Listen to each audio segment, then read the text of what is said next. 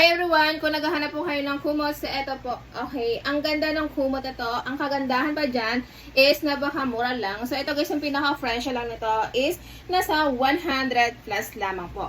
Yung sizes po nito is 80 by 90 inches po, ha? Okay, so double sizes. Okay, double sizes to mga zis. Tapos yung pinaka-quality niya, okay, yung pinaka-quality niya guys is cotton. May mga choices tayo dyang colors. So, ito guys, yung kumot ha. Ayan. Okay.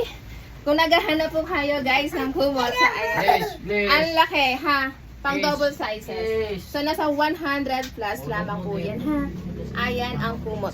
Again, marami po tayo dyan choices na colors and then yung pinaka-quality niya. Ayan.